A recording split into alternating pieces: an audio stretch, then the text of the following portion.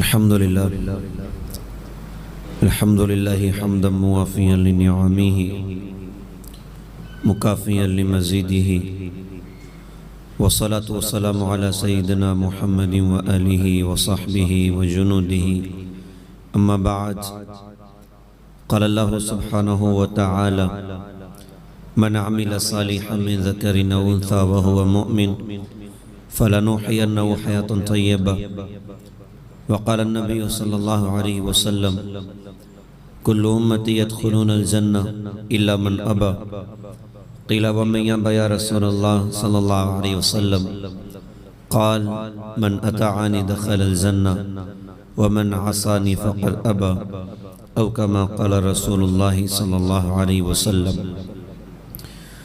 محترم بزرگوں، دوستوں، محترم دینی ماں اور بہنوں، اللہ تعالیٰ نے ہمیں بے شمار نعمتیں عطا فرمائیں، بے شمار دولتیں عطا فرمائیں، اتنی نعمتیں دی ہیں۔ یہ قرآن پاک میں ارشاد فرمایا وَإِن تَعُدُّوا نِعْمَةَ اللَّهِ لَا تُحْصُوهَا، کہ تم اللہ تعالیٰ کی نعمتوں کو شمار کرنا چاہو تو شمار نہیں کر سکتے۔ بے شمار نعمتیں اللہ نے دی ہیں۔ ہمارے پاس اپنا ذاتی کچھ بھی نہیں ہے، جو کچھ ہے سب اللہ کا دیا ہوا ہے۔ زندگی اللہ نے دی ہے، جوانی اللہ نے دی ہے، نعمتیں اللہ نے دی ہیں، آنکھ کا نور اللہ نے دیا، زبان کا بول اللہ نے دیا، کان کی سماعت اللہ نے دی، دل کی دھڑکن اللہ نے عطا فرمائی، اور پھر بے شمار نعمتیں، کائنات کے نظام کو اللہ تعالیٰ نے ہمارے لیے چلایا، بادلوں کو دوڑایا، بارشوں کو برسایا، زمین سے گلوں کو، پھل پھول کو، سبزی ترکاریوں کو ہمارے لیے پیدا فرمایا، اور دن اور رات کا خوبصورت نظام چلایا، سورج کا، چاند کا، ستاروں کا اللہ تعالیٰ نے نظام چلایا۔ تو کتنی نعمتیں اللہ تعالیٰ نے دی ہیں، فرمایا کہ شمار نہیں کر سکتے، بے شمار اللہ پاک کی نعمتیں۔ ان نعمتوں میں ایک بہت بڑی نعمت کہ اور اسباب اس کا اپنا مقابلہ نہیں کر سکتے، وہ کون سی نعمت ہے؟ وہ نعمت ہے جناب محمد الرسول اللہ صلی اللہ علیہ وسلم کا امتی ہونے کی۔ یہ وہ دولت ہے، یہ وہ نعمت ہے جو اللہ نے دنیا کے ہر انسان کو نہیں دی ہے، ہر ایک کو نہیں دی ہے۔ دنیا میں تقریباً 4 سے 5 ارب انسان اس وقت ایسے ہیں کہ جن کے پاس یہ دولت نہیں ہے، جن کے پاس یہ نعمت نہیں ہے۔ یہ کتنی بڑی نعمت! قرآن پاک میں اللہ پاک ارشاد فرماتے ہیں لَقَدْ مَنَّ اللَّهُ عَلَى الْمُؤْمِنِينَ إِذْ بَعَثَ فِيهِمْ رَسُولًا مِّنْ أَنفُسِهِمْ يَتْلُو عَلَيْهِمْ آيَاتِهِ وَيُزَكِّيهِمْ وَيُعَلِّمُهُمُ الْكِتَابَ وَالْحِكْمَةَ۔ اللہ تعالیٰ نے ایمان والوں کی گردنوں پر بہت بڑا احسان کیا کہ انہی میں سے ایک رسول کو اللہ تعالیٰ نے بھیج دیا۔ حضرت محمد صلی اللہ علیہ وسلم کا امتی ہونا یہ بہت بڑی نعمت کی بات ہے، یہ بہت بڑی سعادت کی بات ہے۔ اللہ نے کتنی بڑی دولت عطا فرمائی، اللہ نے کتنی بڑی نعمت عطا فرمائی۔ ساری دنیا کے خزانے ایک طرف اور جناب محمد الرسول اللہ صلی اللہ علیہ وسلم کی نسبت ایک طرف۔ سارے خزانے وہ تو فانی ہیں، ختم ہو جائیں گے، لیکن جناب محمد الرسول اللہ صلی اللہ علیہ وسلم کی نسبت، ان کے دین پر زندگی گزارنا اور دنیا سے رخصت ہونا، یہ دنیا کی بھی نجات کا ذریعہ ہے، یہ آخرت کی بھی نجات کا ذریعہ ہے۔ اللہ نے کتنی بڑی نعمت عطا فرما دی، کتنی بڑی دولت عطا فرما دی۔ اللہ نے جناب محمد الرسول اللہ صلی اللہ علیہ وسلم کی برکتوں سے کیا کچھ اللہ پاک نے ہمیں دیا، کیسے درجات اور کیسی بلندیاں اور کیسی رفعتیں اللہ پاک نے جناب محمد الرسول اللہ صلی اللہ علیہ وسلم کی برکتوں سے مجھے اور آپ کو اللہ پاک نے عطا فرمائی۔ آپ زبان رسالت کا وہ خوبصورت جملہ یاد کریے گا، اللہ کے رسول نے فرمایا تھا کہ سارے نبیوں پر جنت حرام ہے جب تک کہ میرا قدم نہ پڑ جائے، اور ساری قوموں پر جنت حرام ہے جب تک کہ میری امت جنت میں نہ داخل ہو جائے۔ یہ امت سب سے اخیر میں دنیا میں آئی، لیکن حضرت محمد صلی اللہ علیہ وسلم کی برکتوں سے سب سے پہلے جس قوم کا قدم جنت میں پڑے گا وہ حضرت محمد صلی اللہ علیہ وسلم کی امت ہے۔ اللہ نے کتنی بڑی نعمت اور دولت دی ہے، ہمیں دیکھنا ہوگا کہ جناب محمد الرسول اللہ صلی اللہ علیہ وسلم کا مقام کیا، آپ کا درجہ کیا، آپ کی رفعت اور بلندیاں کیا۔ وہ تو کہنے والے نے کہا تھا یا صاحب الجمال و یا سید البشر من وجهك المنیر لقد نور القمر لا يمكن الثناء كما كان حقه بعد از خدا۔ بزرگ تو یہ قصہ مختصر کہ اللہ کے بعد کسی کا مرتبہ ہے تو کالی کملی والے، سنہری جالی والے، سبز گنبد کی مکی وجہ تخلیق کائنات، محبوب رب العالمین، مزمل و مدثر، طہ و یاسین، احمد مجتبی محمد مصطفیٰ جناب محمد الرسول اللہ صلی اللہ علیہ وسلم کا مقام و مرتبہ ہے۔ کیسی رفعتیں اللہ نے آپ کو دی ہیں، کیسی پرواز اللہ پاک نے جناب محمد الرسول اللہ صلی اللہ علیہ وسلم کو عطا فرمائی۔ ایک مرتبہ صحابہ آپس میں بیٹھے باتیں کر رہے ہیں اور ان کی باتوں کا عنوان انبیاء علیہ السلام کے درجات اور انبیاء علیہ السلام کی خصوصیات، ان کے مذاکرے چل رہے ہیں۔ ایک صحابی رسول نے کہا ان اللہ اتخذ ابراہیم خلیلا، کہ بے شک اللہ تعالیٰ نے ابراہیم علیہ السلام کو اپنا خلیل بنایا۔ ایک اور صحابی تھے، انہوں نے کہا کہ موسیٰ کلمہ تکلیما، اور موسیٰ علیہ السلام کو اللہ پاک نے اپنے سے بات کرنے کا شرف عطا کیا۔ دوسرے تیسرے صحابی کہنے لگے کہ عیسیٰ کلمۃ اللہ و روحہ، اور عیسیٰ علیہ السلام تو اللہ کے کلمہ ہیں اور اللہ کی روح ہیں۔ ایک چوتھے صحابی نے کہا وآدم مصطفیٰ اللہ، اور آدم علیہ السلام تو برگزیدہ ہیں۔ ان کا یہ مذاکرہ چل ہی رہا تھا کہ اتنے میں ہمارے آقا تاجدار مدینہ محمد الرسول اللہ صلی اللہ علیہ وسلم تشریف فرما ہوئے۔ آپ آئے تو آپ نے بڑے نرالی انداز میں ارشاد فرمایا قد سمعت کلامکم وعجبکم، میں نے تمہاری باتوں کو بھی سنا اور تمہارے تعجب کو بھی میں نے محسوس کیا۔ آگے ارشاد فرمایا ان ابراہیم خلیل اللہ وہو کذالک وموسیٰ نجی اللہ وہو کذالک وعیسیٰ کلمۃ اللہ وروحہ وہو کذالک وآدم مصطفیٰ اللہ وہو کذالک، کہ بے شک ابراہیم اللہ کے خلیل کوئی شک نہیں، اور موسیٰ علیہ السلام اللہ کے کلیم کوئی شک نہیں، عیسیٰ علیہ السلام اللہ کے کلمہ اور روح کوئی شک نہیں، اور آدم علیہ السلام برگزیدہ اس میں بھی کوئی شک نہیں۔ آگے بڑے نرالے انداز میں ارشاد فرمایا الا وانا حبیب اللہ ولا فخرا، لیکن سن لو میں اللہ کا حبیب ہوں، میں یہ بات بطور فخر نہیں کہتا۔ انا حامل اللواء الحمد یوم القیامہ ولا فخرا، فرمائے کہ میں وہ ہوں جو قیامت کے میدان میں حمد کا جھنڈا اٹھائے گا۔ اور ایک روایت میں آتا ہے کہ سارے نبی اور رسول میرے جھنڈے کے نیچے ہوں گے، میں یہ بات بطور فخر نہیں کہتا۔ انا اول من يحرق حلق الجنة فيفتح الله لي فيدخلنيها ومعي فقراء المؤمنين ولا فخرا، آپ نے فرمایا کہ میں وہ ہوں جو سب سے پہلے جنت کے دروازے کی کنڈی کھٹکھٹائے گا، اور جب دستک رسول اللہ صلی اللہ علیہ وسلم کی ہوگی اللہ اس جنت کے دروازے کو میرے لیے کھلوائے گا، میں جنت میں داخل کیا جاؤں گا اور میرے ساتھ میری امت کے فقراء مومنین ہوں گے۔ میں یہ بات بطور فخر نہیں کہتا۔ انا اول شافعین و اول مشفعین یوم القیامہ ولا فخرا، میں وہ ہوں جو سب سے پہلے اللہ کی بارگاہ میں شفاعت کرے گا، اور جس کی شفاعت اللہ کی بارگاہ میں مقبول ہوگی، میں یہ بات بطور فخر نہیں کہتا۔ انا اکرم الاولین والآخرین ولا فخرا، میں کل کائنات کے اولین میں اور کل کائنات کے آخرین میں سب سے زیادہ قابل اعزاز، سب سے زیادہ قابل اکرام، میں یہ بات بطور فخر نہیں کہتا۔ کیا شان اللہ پاک نے ہمارے نبی کو عطا فرمائی، کیا مقام اللہ پاک نے ہمارے نبی کو عطا فرمایا۔ آپ کی شان، اللہ نے آپ کو دنیا میں سارے نبیوں کے بعد میں بھیجا۔ اس دنیا کے پہلے انسان حضرت آدم علیہ السلام، اور پہلے نبی حضرت آدم علیہ السلام۔ آدم علیہ السلام سے خوبصورت سلسلہ انبیاء علیہ السلام کا اللہ کی دھرتی پر شروع ہوا۔ وہ چلتے چلتے چلتے چلتے اخیر میں اللہ نے جس کو بھیجا وہ ہمارے آقا حضرت محمد صلی اللہ علیہ وسلم کی ذات اقدس۔ آپ نے فرمایا کہ میں آخری نبی، میرے بعد کوئی نبی نہیں، اور اور تم آخری امت، تمہارے بعد کوئی امت نہیں۔ آپ کو ختم نبوت کا ٹائٹل اللہ پاک نے دیا، آپ کو آخری نبی اللہ پاک نے بنایا۔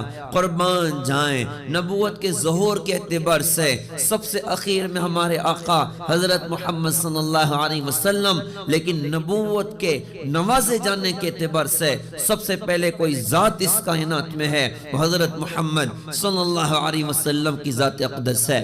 آپ سے سوال ہوا متى وجبت لک النبوہ، حضرت آپ کو نبوت کب ملی؟ آپ یوں بھی کہہ سکتے تھے کہ میری عمر 40 سال ہو چکی تھی اور میں غار حرا کے مقام پر تھا اور رمضان کا مبارک مہینہ شروع تھا اور شب قدر کی مبارک رات تھی، اللہ نے مجھے اپنا نبی بنایا تھا۔ آپ نے جواب میں ارشاد فرمایا وَآدَمُ بَيْنَ الرُّوحِ وَالْجَسَدِ، آدم علیہ السلام اب روح اور جسم کے درمیان میں تھے، اللہ پاک مجھے اپنا نبی بنا چکا تھا۔ نبوت کا تاج سب سے پہلے کسی کے سر پر اللہ پاک نے سجایا، وہ ہمارے نبی حضرت محمد صلی اللہ علیہ وسلم کی ذات اقدس ہے۔ ظہور کے اعتبار سے سب سے اخیر میں اللہ تعالیٰ نے آپ کو بھیجا، سب سے اخیر میں اللہ پاک نے بھیجا، آپ خاتم النبیین، اب آپ کے بعد کوئی نبی نہیں۔ آج کل دنیا میں ایسے جھوٹے نبوت کے دعوے دار پیدا ہو چکے ہیں۔ ہمیں تو ہمارے علماء نے سکھایا کہ کوئی بندہ اگر نبوت کا دعویٰ کرتا ہے تو اس سے تو دلیل مانگی جائے تو ایمان کی مشکل ہو جائے، دلیل کا سوال ہی نہیں پیدا ہوتا، یہ جھوٹا ہے، بس جھوٹا ہے۔ آخری نبی جناب محمد الرسول اللہ صلی اللہ علیہ وسلم ہے۔ کیا شان اللہ نے ہمارے نبی کو دی ہے، کیا رفعتیں اللہ پاک نے ہمارے نبی کو دی ہیں۔ اللہ کرے ہم اپنے نبی کی قدر کریں، اللہ کرے ہم اپنے نبی کی قدر کریں۔ آپ کی ذات و ذات کہ ہر زمانے میں اللہ پاک نے انبیاء علیہ السلام کی زبانی آپ کے تذکرے دنیا میں کروائیں، آپ کے چرچے دنیا میں کروائیں۔ ایک صحابی تھے کعب احبار رضی اللہ تعالیٰ عنہ، اللہ نے ایمان کی دولت ان کو دی۔ پہلے کسی اور مذہب کو مانتے تھے، کسی اور مذہب، اس موسیٰ علیہ السلام کو مانتے تھے، بعد میں اللہ پاک نے دل کی دنیا کو بدلا، حضرت محمد صلی اللہ علیہ وسلم کی نبوت اور آپ کے دین کو قبول کیا، آپ کی شریعت کو قبول کیا۔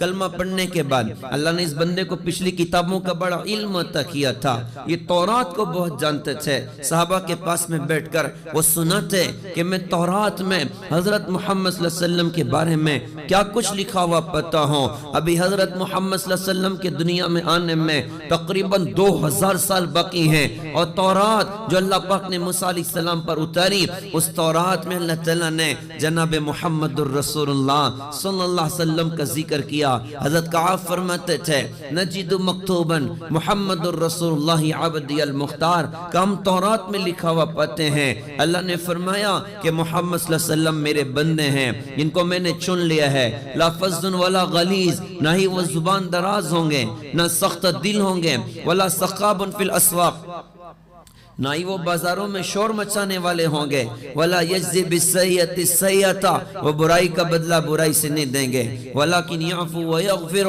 بلکہ عفو اور درگزر سے معاملہ فرمائیں گے۔ کہا کہ اس میں یہ بھی لکھا تھا مولدہ بمکہ وہجرتہ بطیبہ وملکہ بالشام، محمد صلی اللہ علیہ وسلم کی پیدائش کی جگہ مکہ ہوگی، ان کی ہجرت کی جگہ مدینہ ہوگی، اور ان کا ملک شام تک پھیلا ہوا ہوگا۔ یہ تورات میں حضرت محمد صلی اللہ علیہ وسلم کی شان لکھی ہوئی۔ داؤد علیہ السلام سے اللہ پاک نے فرمایا تھا یا داؤد انہو سیأتی من بعدک نبی اسمہ احمد و محمد، کہ داؤد تمہارے بعد ایک نبی قریب دنیا میں آئیں گے جن کا نام محمد اور احمد ہوگا، صادقا و سیدا، وہ سچے اور سردار ہوں گے، لا اغضب علیہ ابدا ولا یغضب ابدا، نہ تو میں کبھی ان پر ناراض ہوں گا اور نہ وہ مجھے کبھی ناراض کریں گے۔ وقد غفرت له قبل ان يعصيني ما تقدم من ذنبه وما تاخر، پہلی بات کہ وہ کوئی گناہ نہیں کریں گے، بائی چانس کوئی لغزش ہو جائے نا تو ہم نے ان کی ساری اگلی پچھلی لغزشوں کو پہلے سے معاف کرنے کے فیصلے کیے ہوئے ہیں۔ یہ ہمارے نبی کی کیسی شان ہے، آپ دنیا میں ابھی تشریف فرما نہیں اور آپ کے تذکرے زبور میں ہو رہے ہیں، آپ کے تذکرے تذکرے تورات میں ہو رہے ہیں، آپ کے تذکرے پچھلے صحیفوں میں ہو رہے ہیں. کیا شان اللہ پاک نے جناب محمد الرسول اللہ صلی اللہ علیہ وسلم کو عطا فرمائی. آپ کی نبوت، اللہ نے کیسی نبوت ہمارے نبی کو دی، کیسی شان ہمارے نبی کو دی. اللہ کرے کہ ہم اپنے نبی کی قدر کریں، اللہ کرے کہ ہم اپنے نبی کے دین کی قدر کریں، آپ کی پاکیزہ تعلیمات کی قدر کریں. کیا زندگی ہمارے نبی کی، کیا شان ہمارے نبی کی. روایتوں میں ہوتا ہے اللہ کے رسول جناب محمد الرسول اللہ صلی اللہ علیہ وسلم، آپ ایک مرتبہ مدینہ کے باہر نکل رہے ہیں، آپ کو آواز آئی السلام علیکہ یا رسول اللہ. آپ نے دائیں بائیں دیکھا، کوئی نہ دکھا. دوبارہ آواز آئی السلام علیکہ یا رسول اللہ. آپ نے دیکھا کہ ایک ہرن بندی ہوئی کھڑی ہے، وہ اللہ کی رسول کو پہچان رہی اور آپ کو سلام کر رہی. آپ قریب پہنچے، ہرن نے یوں عرض کیا کہ اللہ کی رسول، آپ کے ایک ساتھی نے میرا شکار کر لیا اور مجھے باندھ دیا ہے. میں آپ سے درخواست کرتے ہوں، میرے تھنوں میں دودھ اتر چکا ہے، آپ مجھے چھوڑ دیجئے، میں اپنے بچوں کو دودھ پلا کر واپس آؤں گی. آپ نے فرمایا کہ کیا تو واپس آئے گی؟ بھلا وہ جانور جس کو اپنے ذبح ہونے کا یقین ہو، وہ کہاں سے واپس آئے؟ اس ہرن نے یوں عرض کیا کہ حضرت میں آپ سے وعدہ کروں اور پھر وعدہ خلافی کروں تو پھر تو اللہ مجھے جہنم کی آگ میں ڈال دیں. اور ایک روایت میں یوں ملتا ہے کہ پھر اللہ مجھے وہ سزا دے جو ناحق جزیہ وصول کرنے والوں کو اللہ تعالیٰ سزا دے گا. اللہ کی رسول نے اس کی رسی کو کھولا، دوڑتے دوڑتے جنگل میں غائب ہو گئی. آپ وہیں تشریف فرما رہے. تھوڑی دیر کے بعد اللہ کے رسول نے دیکھا وہ ہرن اپنے بچوں کو چھوڑ کر اپنے جان قربان کرنے کے لیے اللہ کے رسول کی خدمت میں حاضر ہے. ہم قربان جائیں اپنے نبی کی شان پر. وہ جنگل کا جانور ہے جو نبی سے کی ہوئی بات پر اپنی جان قربان کرنے کے لیے تیار ہے. آج ایمان والا سود چھوڑنے تیار نہیں، جھوٹ چھوڑنے تیار نہیں، موبائل کی ننگی فلمیں چھوڑنے کے لیے تیار نہیں، نبی کے پاکیزہ طریقوں کو اپنانے کے لیے تیار نہیں، نوجوان ناچنے والوں کے گندے لائف اسٹائل کو چھوڑنے کے لیے تیار نہیں، ماں باپ کی خدمت کرنے کے لیے تیار نہیں، بہنوں کے حقوق ادا کرنے کے لیے تیار نہیں. معاف کرنا عمومی بات کر رہا ہوں. جوان بچیاں، وہ مسلمان خاتون جس کو اللہ پاک نے حضرت محمد صلی اللہ علیہ وسلم کی برکت سے عزت عطا فرمائی، مقام عطا فرمایا، درجہ عطا فرمایا. کتنا بڑا درجہ کہ اس کا وجود اس کے والد کے لیے جنت کے واجب ہونے کا سبب بنا. حضرت محمد صلی اللہ علیہ وسلم کی برکت سے آج وہ جنگل کا جانور ہے، اپنی جان قربان کرنے کے لیے حاضر خدمت. آج مسلمان خاتون پردہ کرنے کے لیے تیار نہیں، پردہ کرنے کے لیے تیار نہیں، اپنی شادیوں میں نبی کی سنتوں کو، نبی کے تعلیمات کو جگہ دینے کے لیے تیار نہیں، نبی کے دین کو اپنے گھروں میں جگہ دینے کے لیے تیار نہیں. اللہ ماشاءاللہ عمومی فضا تو اس وقت آج ایسی بنی ہے کہ ہر ایک نبی کے دین کو چھوڑ رہا ہے، ہر ایک نبی کے دین کو واپس کر رہا ہے. عورتیں کہتی ہیں چولہا چکی کرنے سے فرصت نہیں، تاجر کہتے ہیں تجارت سے فرصت نہیں، نوجوان کہتے ہیں صاحب ابھی تو گلچرے اڑانے کے دن ہیں، ابھی تو ناچنے والوں کے گانے اور بجانے اور موسیقی اور عیش اور راحت کے دن ہیں، ابھی کہاں سنت اور شریعت کی بات کرتے ہو؟ خوشی کا موقع ہے شادی کا، یہ تو ارمان کا موقع ہوتا ہے، یہاں کہاں تم سادگی کی بات کرتے ہو؟ یہاں کہاں تم سنتوں کی بات کرتے ہو؟ ہم یوں کہیں کہ بھائی صاحب اپنی شادی میں سادگی پیدا کر لو، فضول خرچی نہ کرو، اوروں کی رسم و رواج کو شادیوں میں جگہ نہ دو، سادگی کے ساتھ میں کر لو. لوگ کہتے ہیں صاحب لوگ کیا کہیں گے، لوگ کیا کہیں گے؟ ہم یوں عرض کیا کرتے ہیں ارے تم نے یہ تو خیال کیا کہ لوگ کیا کہیں گے؟ کاش ایمان والا، کاش ایمان والی خاتون اور کاش ایمان والا نوجوان اس کی زبان کا یہ جملہ ہو جائے مجھے بے وقوف دنیا کی پرواہ نہیں ہے، مجھے پرواہ اپنے اللہ کی ہے، مجھے پرواہ اپنے رسول حضرت محمد صلی اللہ علیہ وسلم کی ہے. میرا نبی مجھے قیامت کے میدان میں کیا کہے گا، میرے اللہ مجھے قیامت کے میدان میں کیا کہیں گے؟ لہٰذا میں اپنی زندگی میں اپنے نبی کی سنتوں کو جگہ دوں گا، اپنے نبی کی شریعت کو جگہ دوں گا. نکاح کا چونکہ عنوان آئی چکا ہے تو یہ بات عرض کرتا چلوں، اکثر اللہ کی دی توفیق سے عرض کیا کرتا ہوں اللہ نے آپ کو بہت مال دیا ہے، بڑی دنیا اللہ نے آپ کو عطا فرمائی، آپ 1 کروڑ خرچ کر سکتے اپنی شادی میں، ہم یوں کہتے ہیں یار 1 لاکھ پہ کم چلا لو، سادگی سے نکاح کر لو، فضول خرچیوں سے بچ جاؤ، رسم و رواج سے بچ جاؤ، اور اللہ کی منع کی ہوئی چیزوں سے بچ جاؤ، سادگی کے ساتھ میں نکاح کر لو، 99 لاکھ بچاؤ، کوٹھی کے لیے نہیں، بنگلے کے لیے نہیں، کار اور گاڑیوں کے لیے نہیں، کس لیے؟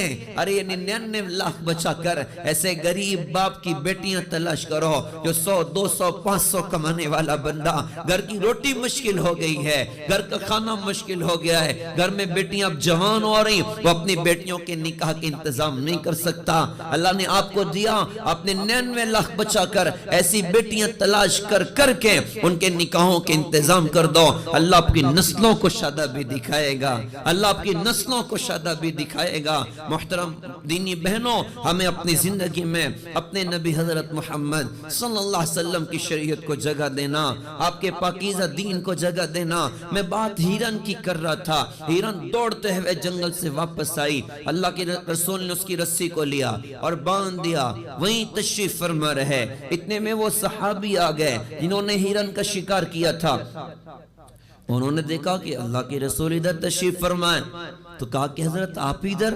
آپ نے فرمایا بھائی تجھ سے ایک درخواست کرنا چاہتا ہوں۔ انہوں نے عرض کیا کہ حضرت آپ حکم فرمائیں، آپ پر تو جان ہماری قربان ہے، آپ کو کیا چاہیے؟ آپ نے فرمایا کہ یہ ہیرن مجھے بیچ دو، آپ یوں بھی کہہ سکتے تھے مجھے گفٹ کر دو، آپ نے فرمایا مجھے بیچ دو۔ انہوں نے کیوں عرض کیا کہ حضرت آپ پیسوں کی کیا بات کرتے ہو، آپ پر تو جان قربان کر سکتے ہیں، ہیرن کیا چیز ہے، آپ ہدیے میں قبول کر لیجئے۔ انہوں نے گفٹ کر دیا، اللہ کی رسول نے ہیرن کو لیا اور اس کی رسی کو کھولا اور ہیرن سے فرمایا کہ جا اپنے بچوں کے پاس چلی جا۔ صحابہ فرماتے ہیں وہ اتنا خوش ہوئی، اس نے اپنے پیر کو زمین پر مارا اور کہا کہ میں گواہی دیتی ہوں کہ اللہ کے علاوہ کوئی معبود نہیں اور آپ اللہ کے سچے رسول ہیں۔ اس کے بعد دوڑتے دوڑتے جنگل میں غائب ہو گئی۔ زید بن ارقم رضی اللہ تعالیٰ عنہ فرماتے ہیں کہ میں اس ہیرن کو پہچانتا، میں نے اس کو جنگل میں کئی مرتبہ دیکھا، وہ دوڑتے بھاگتے اس کی زبان پر ہوتا تھا لا الہ الا اللہ محمد الرسول اللہ، لا الہ الا اللہ محمد الرسول اللہ، لا الہ الا اللہ محمد الرسول اللہ صلی اللہ علیہ وسلم۔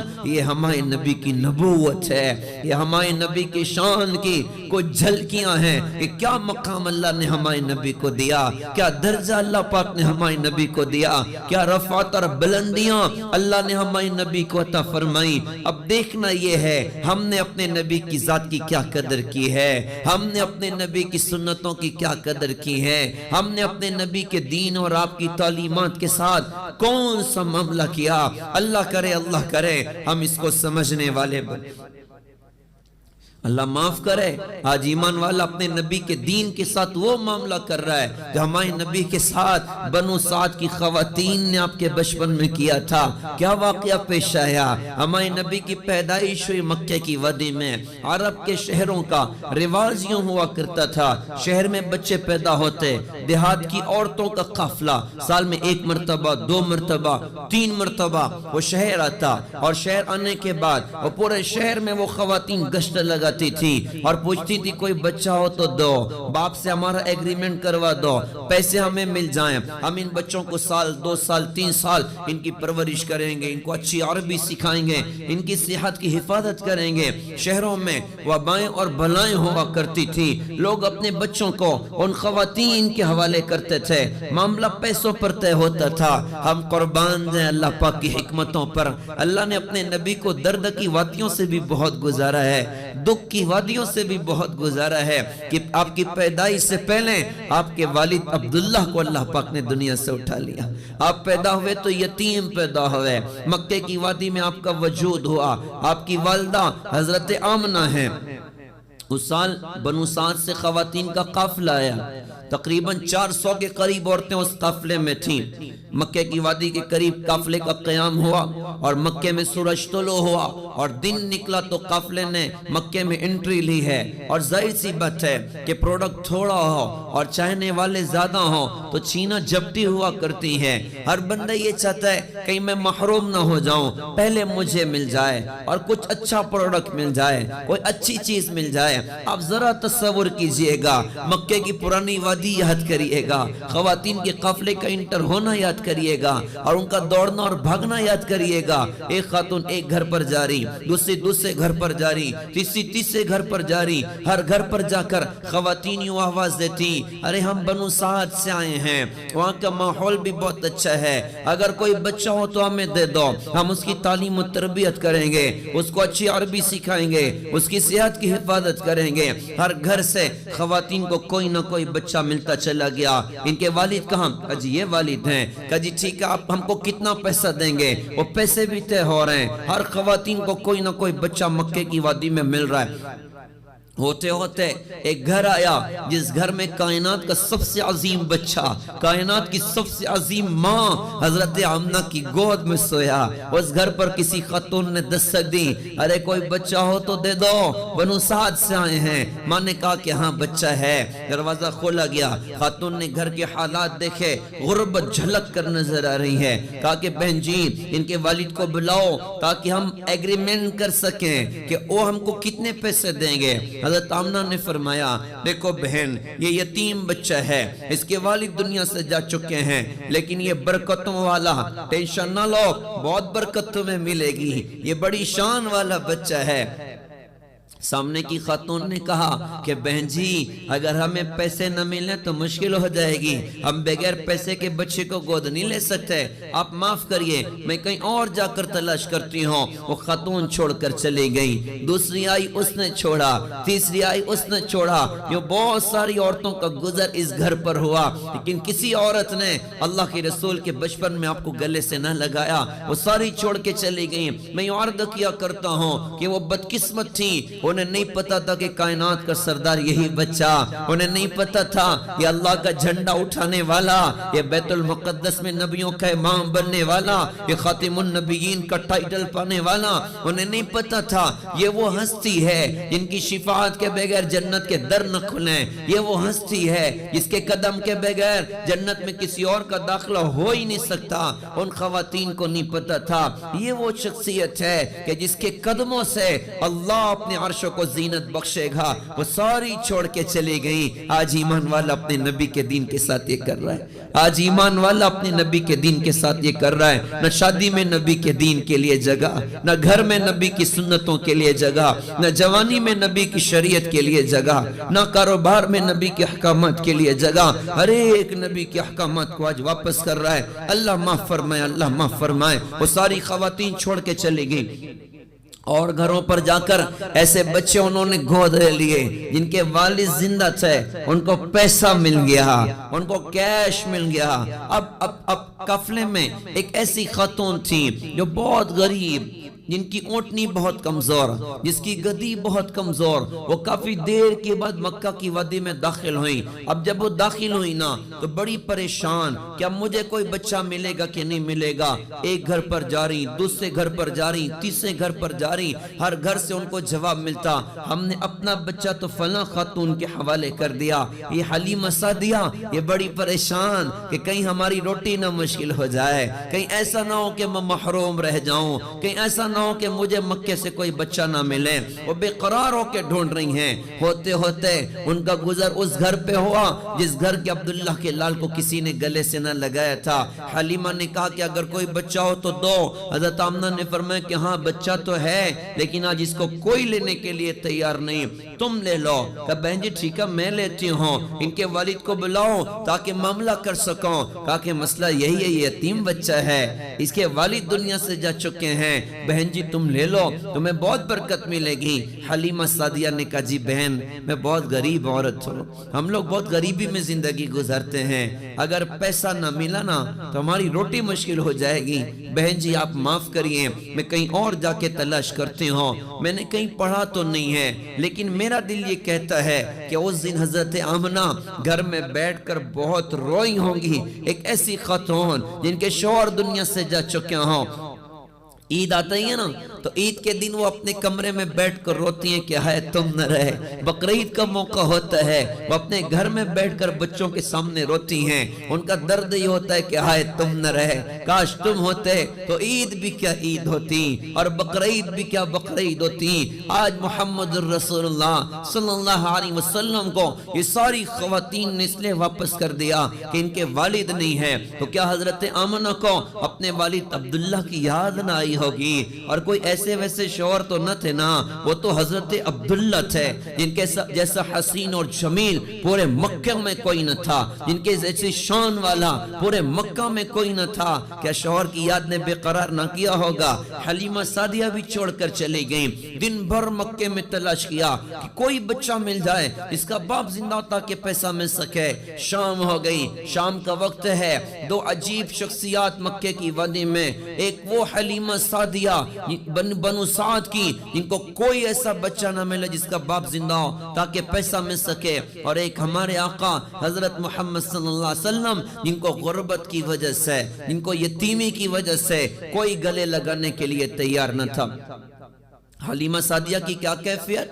وہ اپنے حجرے میں ہیں, اپنے خیمے میں ہیں. ان کی کیا کیفیت ہے؟ دونوں میاں بیوی فاقے سے رات گزر رہے ہیں. ان کی گود کا بچہ, اس کو ایک قطرہ دودھ نہ ملتا تھا. وہ ساری رات بے چین بے قرار ہو کر وہ روتا, اس کو نیند نہ آتی. ان کے شوہر نے کہا کہ حلیمہ میری رائے یہ ہے, خالی گود جانے سے بہتر ہے کہ اس یتیم کو سینے سے لگا لو, اس یتیم کو گلے سے لگا لو. حلیمہ نے کہا جی ٹھیک ہے, آپ کہتے ہو تو یتیم کوئی گود لے لیتی ہوں. وہ اٹھی ہیں, جا کر حضرت آمنہ سے یوں کہا کہ بہن اپنا بچہ مجھے دے دو. حضرت آمنہ خوش ہو گئی, اپنے بچے کو تیار کیا, ان کی گود میں دیا. جو ہی گود میں دیا وہ کہتی ہیں ایسی کیفیات محسوس ہوئی اور ایسی برکتوں کا نزول ہوا کہ بڑے دنوں کے بعد ان کے گود کے بچے کو پیٹ بھر کے دودھ ملا اور ساری رات وہ چین سے سویا اور رات بڑی کیفیات کے ساتھ گزری, بڑی نورانیت کے ساتھ گزری. اگلے دنوں قافلے کی واپسی تھی, وہی کمزور اوٹنی, وہی کمزور گدھی جو ساری سواریوں کے پیچھے پیچھے چل کر مکے کی وادی میں انٹر ہوئی تھی, اب ایسی برق رفتار بنی کہ ساری سواریوں کو اوورٹیک کر کے آگے آگے چل رہی ہیں. اب قافلے کی عورتیں آواز دیتی, ارے حلیمہ ٹھہر تو صحیح, ارے حلیمہ رک تو صحیح, ایک بات بتا کیا تو نے اپنی سواری کو بدل لیا؟ حلیمہ سعدیہ کا جواب بڑا خوبصورت تھا, کہا نہیں سواری نہیں بدلی, سوار بدل گیا ہے.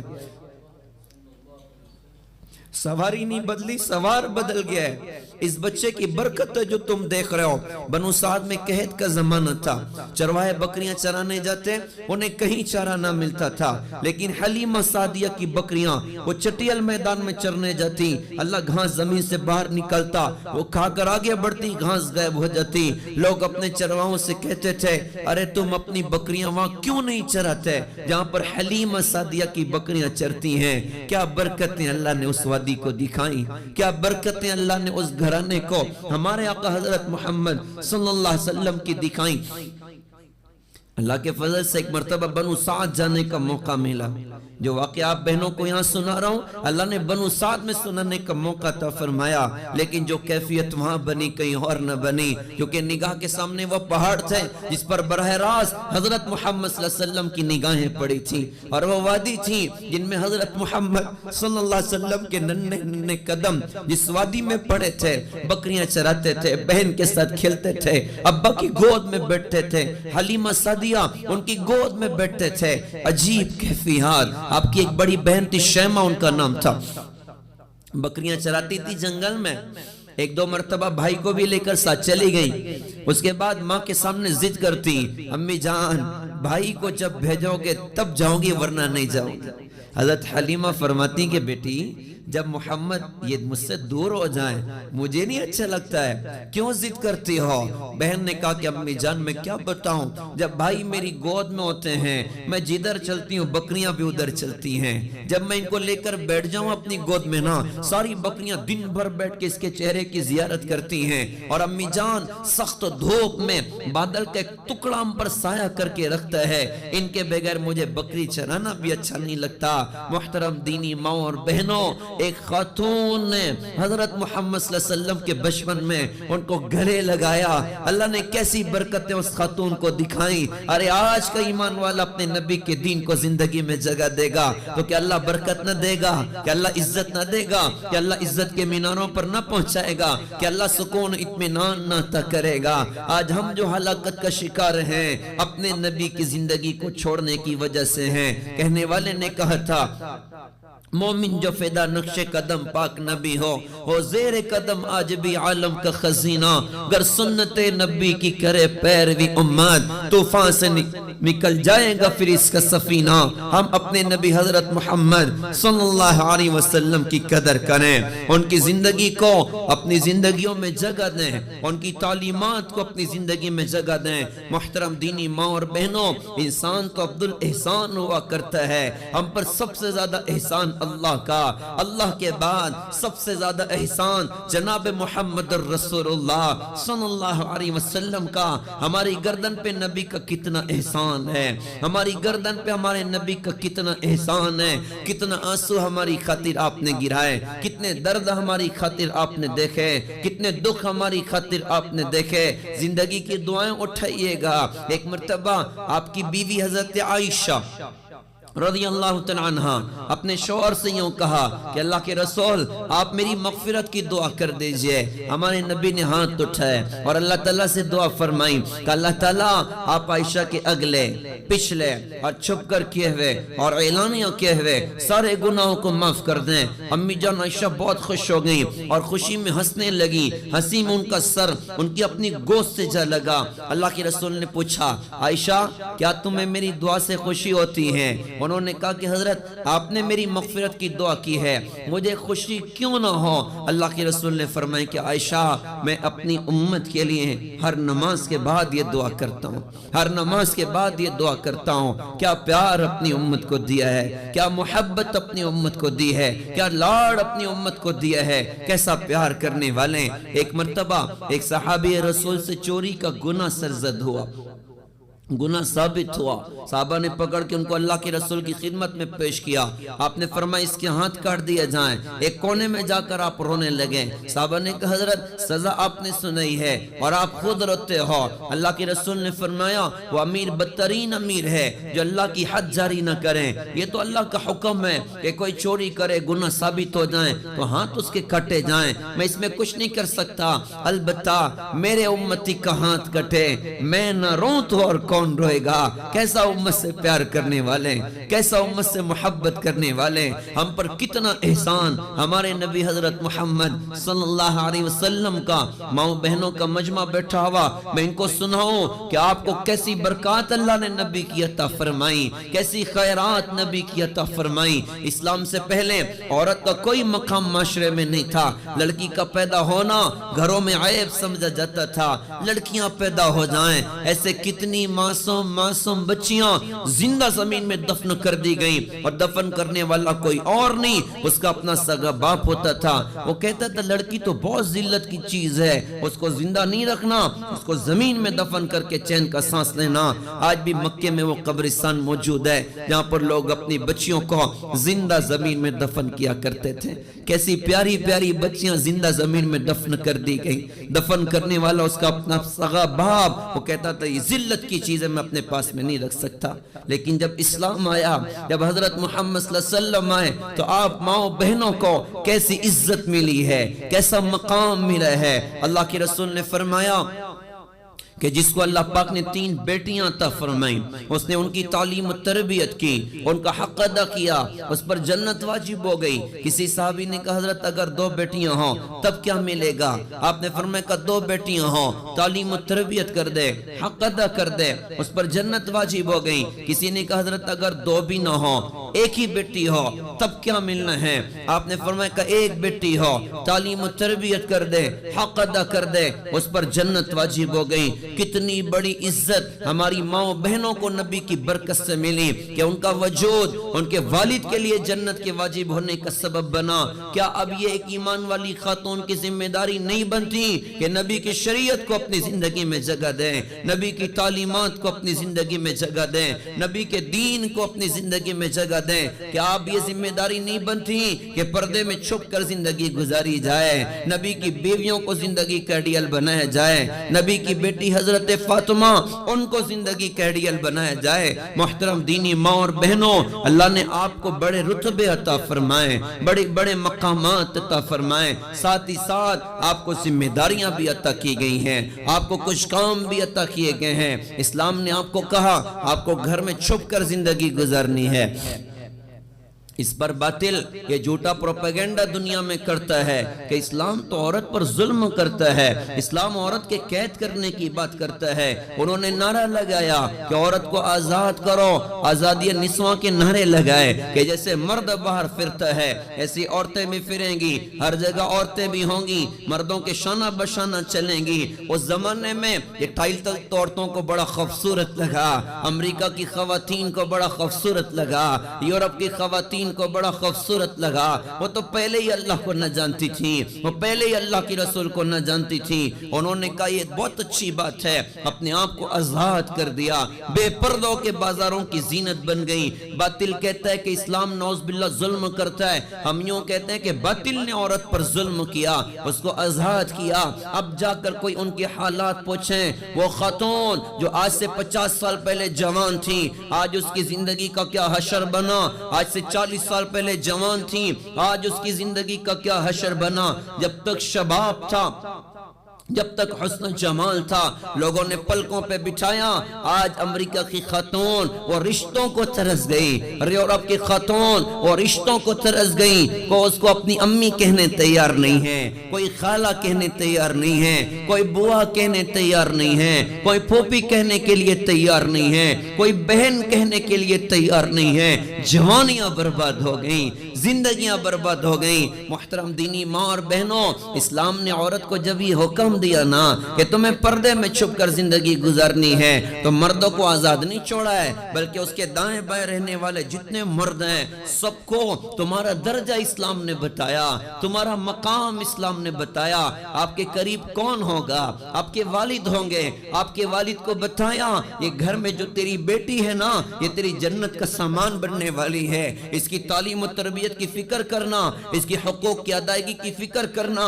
آپ کے دائیں بائیں کون ہوگا؟ آپ کا بھائی ہوگا۔ تو اسلام نے اس کو پابند کیا کہ تیرے گھر میں جو تیری بہن ہے یہ تیری جنت کا سامان بننے والی، اس کی حق کی ادا کرنے کا اہتمام کرنا۔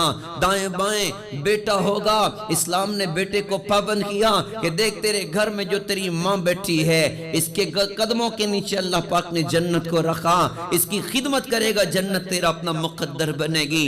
دائیں بائیں شوہر ہوگا، اسلام نے شوہر کو بتایا، اللہ کی رسول نے فرمایا تم میں سب سے بہتر وہ لوگ ہیں جو اپنی بیویوں کے ساتھ اچھا سلوک کریں۔ پابند کیا ہے کہ گھر کی خاتون کے ساتھ تمہیں کیسا رویہ اختیار کرنا، اس کو کیسی عزت دینی، اس کو کیسا مقام دینا، اس کو کیسے راضی رکھنا۔ محترم دینی ماں اور بہنوں، اللہ اس کے رسول کی طرف سے آپ کو بڑی ذمہ داریاں دی گئیں۔ کون سی ذمہ داری دی ہے؟ یہ بات بتائی اور سمجھائی کہ تم گھر میں رہو گی، گھر میں رہ کے تمہیں کرنا کیا ہے؟ کہا کہ ایک نسل تیار کرنی ہے جو اللہ کی عاشق ہو، جو نبی کی عاشق ہو، جو نماز سے، جو تقوی سے، توکل سے، حیا سے، پاک دامنی سے مزین ہو، جو طہارت اور اخلاص کی دولت سے سرشار ہو، اور جو انسانیت کے دردوں کو اپنے دل میں لے کر زندگی گزارتی ہو۔ ایسی نسل تیار کرو کہ جو دنیا میں چل کر اللہ کے بندوں کو اللہ سے جوڑنے کی کوشش کرنے والی بنے۔ آج گھروں سے تربیت کی فضائیں ختم ہو رہی، آج گھروں سے تربیت کے ماحول ختم ہو رہے ہیں، اولاد کی تربیت ختم ہوتی چلی جا رہی۔ آج دیکھو تو نسلوں کی کیا کیفیات ہیں، آج دیکھو نسلوں کے کیا حالات ہیں۔ ورنہ جب تربیت کی فضائیں گھروں میں تھی تو ماں کی گود، اس میں پلنے والا بچہ آپ کو حضرت عبدالقادر جیلانی کی صورت میں نظر آئے گا۔ ماں کی گود میں پلنے والا بچہ آپ کو آگے جا کر بختیار کاکی نظر آ رہا ہے، بایزید بسطامی نظر آ رہا ہے، سفیان ثوری نظر آ رہا ہے، نظام الدین اولیاء نظر آ رہا ہے، اور محمد اور احمد غزالی نظر آ رہا ہے۔ رہا ہے، عبداللہ بن مبارک نظر آ رہے ہیں، سفیان ثوری نظر آ رہے ہیں، خواجہ معین الدین چشتی اجمیری نظر آ رہے ہیں۔ یہ کون لوگ ہیں؟ یہ وہ لوگ ہیں کہ جن کے بچپن میں ان کی ماں نے ان کی تربیت کا انتظام کیا، ان کو اللہ کا تعارف کرایا، ان کو نبی کا تعارف کرایا، ان کو اللہ کا دین سکھایا، ان کے دلوں میں انسانیت کا درد پیدا کیا۔ تو آگے جا کر کیا ہوا کہ ان کے بچے وہ لاکھوں کروڑوں انسانوں کی ہدایت کا سامان بن گئے۔ محترم دینی ماں اور بہنوں، ہمیں بھی اپنے گھروں میں تربیت کی فضائیں قائم کرنی ہیں، تربیت کا ماحول قائم کرنا ہے، خود بھی دیندار بننا، اپنے گھر کی فضا کو دینی بنانا۔ تو کیسے دیندار بنیں گے اور کیسے اپنے بچوں کی دینی تربیت کریں گے؟ کچھ بنیادی باتیں جن پر بطور خاص فوکس کرنے کی ضرورت ہے، بطور خاص کنسنٹریٹ کرنے کی ضرورت ہے۔ سب سے بنیادی بات یہ خود اپنے اندر اور اپنی اولاد اور گھر والوں کے اندر ہمیں اللہ کی عظمت پیدا کرنی ہے، نبی کی عظمت پیدا کرنی ہے، اللہ کا تعلق پیدا کرنا ہے، ایمان کی عظمت پیدا کرنی ہے۔ ایمان کتنی بڑی دولت ہے، کلمہ کتنی بڑی دولت ہے، لا الہ الا اللہ محمد الرسول اللہ صلی اللہ علیہ وسلم، یہ کلمہ کتنی بڑی دولت، ایمان کتنی بڑی دولت۔ یہ اپنی اولاد کو سمجھانے کی چیز ہے کہ ساری کائنات قربان کی جا سکتی ہے، اپنے ایمان کا سودا نہیں کیا جا سکتا، اپنے دین کا سودا نہیں کیا جا سکتا۔ ساری کائنات بھی کسی کو مل جائے تو بس موت تک ہے، موت آئے گی سارے اسباب دھرے رہ جائیں گے، سارے وسائل دھرے رہ جائیں گے، ساری دنیا بھی کسی کو مل جائے تو ہونا کیا ہے؟ موت پر دنیا بھی ہاتھ سے جائے گی، آخرت بھی ہاتھ سے جائے گی۔ کہنے والے نے بھی کیا خوب کہا تھا، تو کہ حرص و حوث کو چھوڑ میاں، مت دیس بدیس پھرے مارا، قضا کجل کا لوٹے ہے، دن رات بجا کر نکارا، کیا بھدیا بھینسا بیل شتر، کیا گونی پلہ سر بھارا، کیا گیہوں چاول موٹ مٹر، کیا آگ دھواں اور انگارا، سب ٹاٹ پڑا رہ جاوے گا جب لا چلے گا بنجارا۔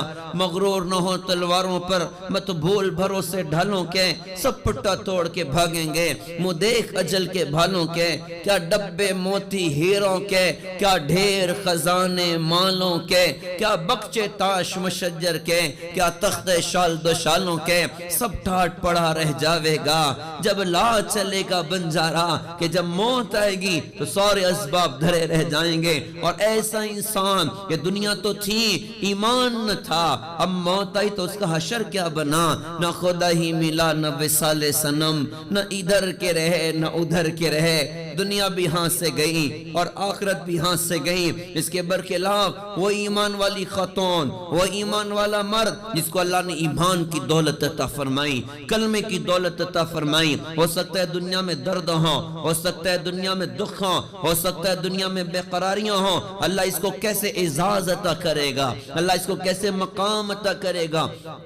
روایتوں میں آتا ہے کہ قیامت کے میدان میں ایک شہید اللہ کی بارگاہ میں آئے گا، اللہ فرمائیں گے حساب دے، ایک سخی آئے گا، اللہ فرمائیں گے حساب دے، ایک ایسا مصیبت زدہ ایسا بندہ جس نے دنیا میں درد دیکھے، دنیا میں دکھ دیکھے، دنیا میں فقر و فاقے دیکھے، لیکن اپنے اللہ کے دین کا سودا نہ کیا، اپنے ایمان کا سودا نہ کیا، اپنی غربت میں کبھی نمازیں، کبھی روزہ، کبھی قرآن کی تلاوت، کبھی اللہ اللہ کے ساتھ، کبھی پر نبی پر درود کے ساتھ، کبھی آنکھوں کی حیا کے ساتھ، نبی کی سنتوں کے ساتھ وہ اپنی زندگی اپنے غربت اور تنگی میں گزارتا رہا، ابھی اللہ کی بارگاہ میں پہنچا، اللہ فرمائیں گے اس سے سوال کرتے ہوئے مجھے ہی شرم آتی ہے۔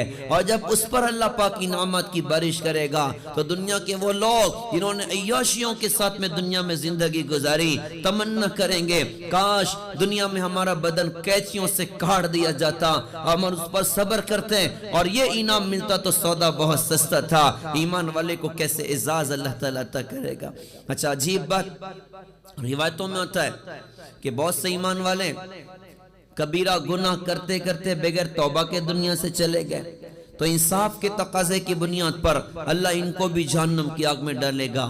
اللہ کو نہ ماننے والے تو سارے ہی پہنچیں گے، بہت سارے ماننے والے بھی پہنچ جائیں گے، تو بے ایمان جہنم کی آگ میں ایمان والوں کو کہیں گے تم دنیا میں کلمہ پڑھتے تھے ہم نہیں پڑھتے تھے، تم دنیا میں اللہ کو مانتے تھے ہم نہیں مانتے تھے، ہم مر کے جہنم میں آئے۔ یہ بات تو سمجھ میں آتی ہے یار، تم بھی مر کے جہنم میں آ گئے تو تمہارا ایمان اور اسلام کا تم کو کیا فائدہ ہوا؟ تو ایمان والے کہیں گے یار دنیا میں ہم سے گڑبڑ ہو گئی، الٹے سیدھے کام ہو گئے، اللہ نے ناراض ہو کے ہم کو جہنم میں ڈال دیا، یہ بات اللہ سنیں گے، اللہ کی رحمت کو جوشائے گا، اللہ ایمان والوں کے لیے جہنم کی آگ سے نکلنے کا انتظام کرے گا، انہیں چن چن کے جہنم کی آگ سے نکال کر نہر حیات میں ڈال کر جنت میں داخل کیا جائے گا۔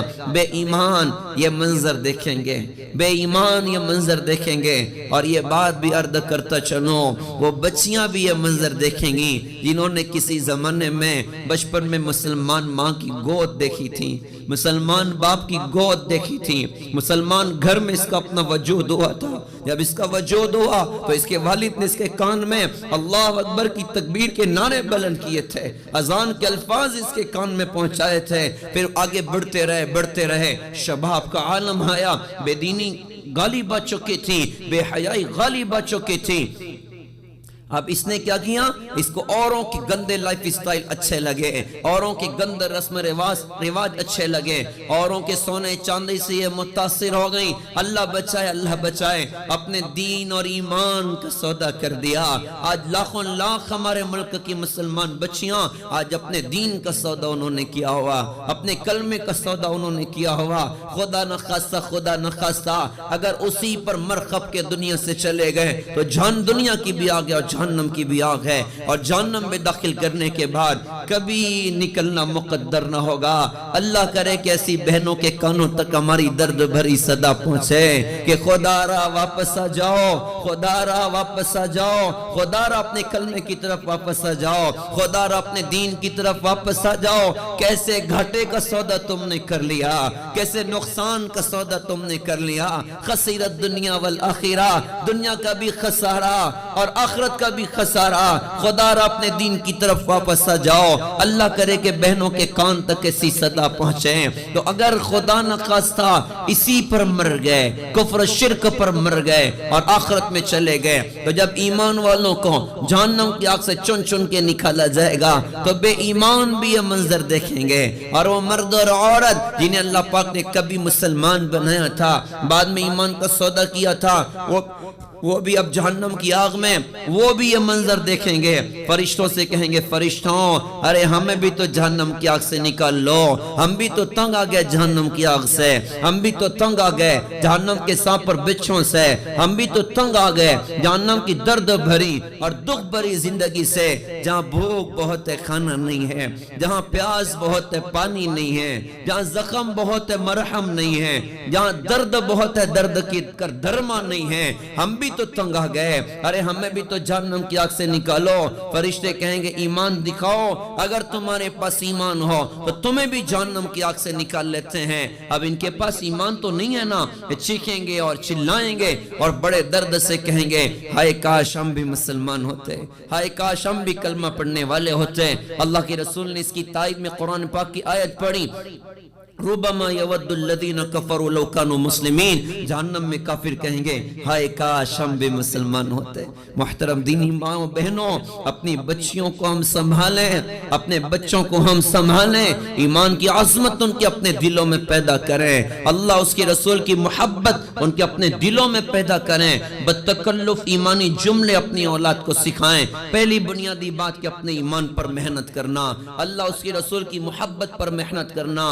دوسری بنیادی بات کہ اپنے اندر، اپنے بچوں کے اندر فکر آخرت پیدا کرنا، آخرت کی فکروں کی بنیاد پر اپنے اولاد کی دینی تربیت کرنا۔ اللہ کے رسول حضور پاک صلی اللہ علیہ وسلم آپ نے اپنی پوری امت کو آخرت کی فکروں پر اٹھایا۔ کیا آخرت کا فکر ان کے اندر تھا؟ آپ بچوں کو دیکھیے، آپ بڑوں کو دیکھیے، آپ بوڑھوں کو دیکھیے، آپ جوان بچیوں کو دیکھیے گا، صحابہ صحابیات تابعین تبع تابعین، اس زمانے کی خواتین کو پڑھیں، اس زمانے کے لوگوں کو پڑھیں، کیسا فکر آخرت ان کے اپنے اندر۔ حضرت ابوبکر صدیق رضی اللہ عنہ کو دیکھیے گا، ایک مرتبہ سخت بھوک لگی تھی، کئی دن سے کچھ کھانے کو نہ ملا تھا، ایک لقمہ مل گیا، اس کو کھا لیا، بعد میں خیال ہوا یہ تو مشتبہ لقمہ ہو گیا، اس کو پیٹ کے باہر نکالنے کی کوشش کی، وہ لقمہ پیٹ کے باہر نہ نکلا، کسی نے کہا کہ آپ ڈھیر سارا پانی پی لیں اور واپس قے کریں تو پانی کے ساتھ وہ لقمہ پیٹ کے باہر نکل جائے گا۔ گا تو بڑا پیالہ پانی کا منگوایا، پانی پی پی کر اس ایک لقمے کو قے کر کے اپنے پیٹ کے باہر نکالا۔ کسی نے کہا اللہ آپ کے حال پر رحم کرے، ایسی سخت بھوک میں آپ نے ایک لقمہ کھایا تھا، اس کو بھی سنداز سے پیٹ کے باہر نکال دیا۔ کیا فرمایا نبی کے ساتھی نے؟ ارشاد فرمایا اگر وہ لقمہ میری جان کے ساتھ نکلتا تب بھی میں اس کو اپنے پیٹ کے باہر نکال دیتا۔ میں نے اپنے نبی کی زبان سے سنا کہ آدمی کے بدن کی وہ بوٹی جو حرام مال سے پرورش پائے اس کے لیے جہنم کی آگ بہتر ہے، اس کے لیے جہنم کی آگ بہتر ہے۔ کیسی آخرت ان کی اپنی نگاہوں کے سامنے۔ بچوں کو دیکھیں، بچوں میں کیسا آخرت کا فکر تھا۔ فضائل صدقات میں ایک واقعہ لکھا، حضرت مولانا زکریا صاحب رحمت اللہ علیہ، بہلول رحمت اللہ علیہ بڑے اللہ والے آدمی ہیں، بصرہ کی گلیوں سے گزر رہے ہیں تو انہوں نے دیکھا کہ کچھ بچے اخروٹ اور بادام سے کھیل رہے ہیں اور قریب میں ایک بچہ کھڑا ہوا رو رہا ہے۔ نصیب والے تھے، ان کو کھیلنے کو بھی اخروٹ اور بادام ملا تھا۔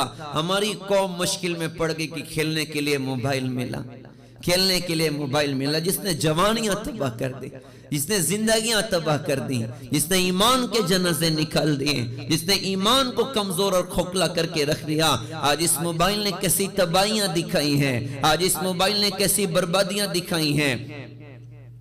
اس موبائل نے پوری دنیا کو ایک مٹھی میں کر دیا، لیکن ایک گھر میں رہنے والے ماں باپ اور اولاد کو ایک دوسرے سے جدا کر کے رکھا ہوا ہے۔ ایک کمرے میں رہنے والے میاں بیوی اور میاں بیوی کو ایک دوسرے سے جدا کر کے رکھا ہوا ہے۔ گھر میں بوڑھا باپ بیمار پڑا ہے، جوان بیٹا اپنے بستر پر دراز پڑا اور موبائل میں وہ واٹس ایپ پر پوری دنیا کی خیریت پوچھ رہا ہے۔ اس بدبختوں کو توفیق نہیں اپنے بوڑھے ابا کا جا کے سر دبا دیں۔ بوڑھی ماں گھر میں بیمار پڑی ہے اور جوان بیٹی موبائل لے کے دراز پڑی اور اپنی سہیلیوں کی خیریت وہ واٹس ایپ پر پوچھ رہی ہے، انسٹا اور فیس بک پر پوچھ رہی ہے۔ اس کو توفیق نہیں ہوتی کہ اپنی بوڑھی اماں کا جا کے سر دبا دے۔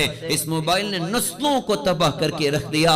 درد ہوتا ہے، درد ہوتا ہے۔ اس امت کی خواتین کا وہ زمانہ بھی آپ یاد کریے گا، وہ آٹا گونتی تھی تو قرآن پڑھتی تھی، وہ روٹی پکاتی تھی قرآن پڑھ رہی ہوتی تھی، وہ سالن بنا رہی قرآن پڑھ رہی ہیں، وہ کھانے تیار کر رہی قرآن پڑھ رہی ہیں۔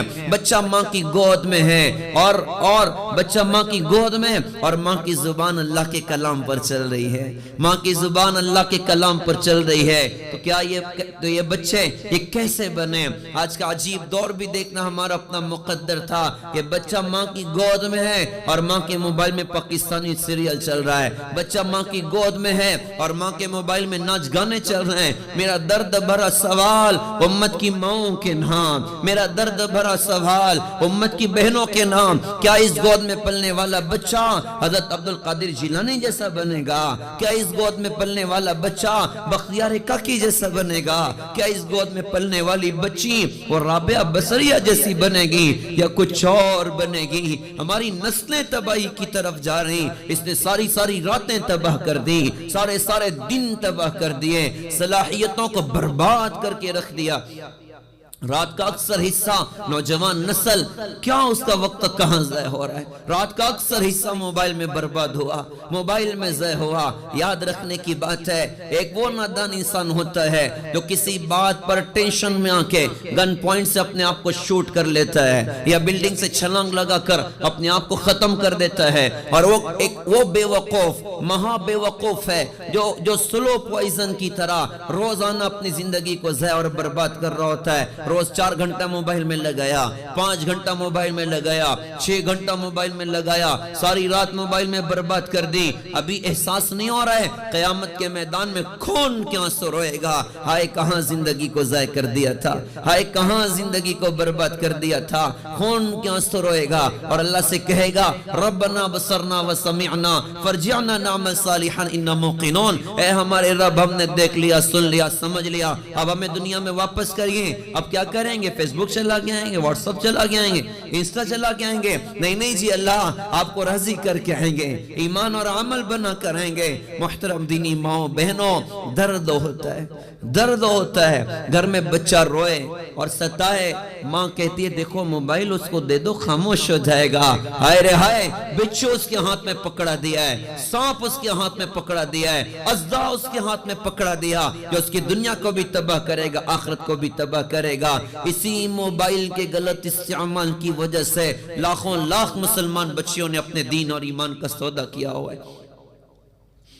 تو زندگیاں ضائع ہو رہی ہیں. اس پر ہم نیت کریں. میں اپنی ماں بہنوں سے درخواست کرتا ہوں کہ عزم کیجئے انشاءاللہ اپنی نسلوں کو اس سے بچیں. ایک نسل آگے جا چکی, کتنے بچے پاگل ہو گئے موبائل کی وجہ سے, دیوانے ہو گئے موبائل کی وجہ سے. وہ گیم کھیل کھیل کر وہ مارنے کی عادت ہو گئی اور عجیب سائیکک ہو چکے ہیں, ذہنی اعتبار سے بیمار ہو چکے ہیں. ایک نسل تباہی کے دانے کی طرف جا چکی. خدا را اپنے گود کے بچوں کو سنبھال لیں, خدا را اپنے چھوٹے چھوٹے بچوں کو سنبھال لیں, اور خود بھی موبائل میں وقت برباد نہ کریں, خود بھی موبائل میں اپنے وقتوں کو ضائع اور برباد نہ کریں. وقت قیمتی سرمایہ ہے. وقت کا لمحہ یہ کہتا ہوا گزرا ہم سے, ساتھ چلنا ہے تو چل میں تو گزر جاؤں گا. یہ بڑی سرعت سے گزر رہی, اس کو نیک عمل کے ذریعے سے وصول کیا جائے. میں بات عرض کر رہا تھا بہلول رحمت اللہ علیہ کی کہ بصرہ کی گلیوں سے گزر رہے, دیکھا کہ کچھ بچے اخروٹ اور بادام سے کھیل رہے ہیں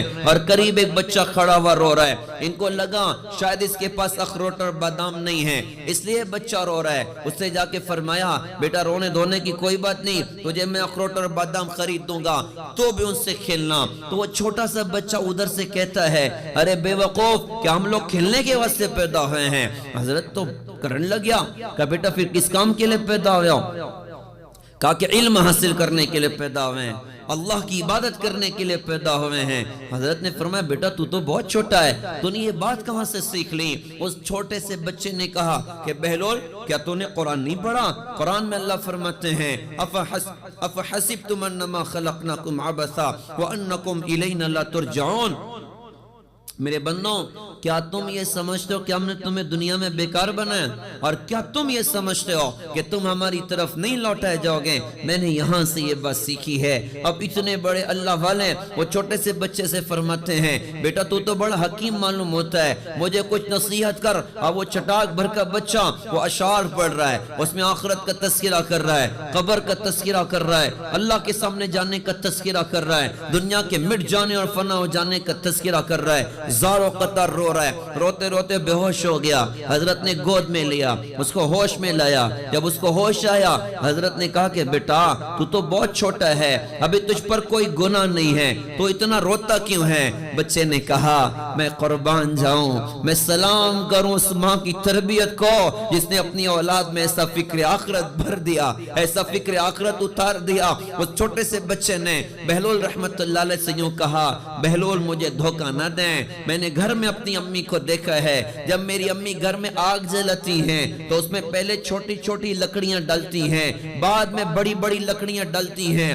مجھے ڈر لگتا ہے کہیں جہنم کی آگ میں چھوٹی لکڑیوں کی جگہ میں نہ ڈال دیا جاؤں. ایسی باتیں اس نے کی کہ بہلول رحمت اللہ علیہ بے ہوش ہو کر گر گئے. یہ اس زمانے کے بچوں کا فکر آخرت ہے. ہم اپنے بچوں میں, اپنی ذات میں, گھر کے لوگوں میں آخرت کا فکر پیدا کریں. اب اللہ کیسے راضی ہوگا, آخرت کیسے بنے گی؟ اس کے لیے اسلامی اعمال سے اپنی زندگی کو مزین کرنا. کچھ اعمال ہم پر فرض ہیں اور کچھ اعمال ہماری آخرت کے درجات کی ترقی کا ذریعہ ہیں, جس میں نماز اعلیٰ درجے کا عمل ہے, روزہ اعلیٰ درجے کا عمل ہے, زکوٰۃ اعلیٰ درجے کا عمل ہے, حج عمرہ اعلیٰ درجے کا عمل ہے. ہم پر فرائض ہیں, ہم ان کو شوق کے ساتھ ادا کرنے والے بنیں. ایک فضا بن جائے نماز کی. ابھی حضرت مولانا ملاٹ صاحب دامت برکاتہم سے صورت میں ملاقات ہوئی, حضرت سے بات چیت ہوئی, تو حضرت نے بڑی اہم بات کی طرف متوجہ کیا تاکہ اپنے علاقوں میں جا کر اس بات کی محنت کرو اور امت کو یہ سمجھاؤ کہ 100% کے اعتبار سے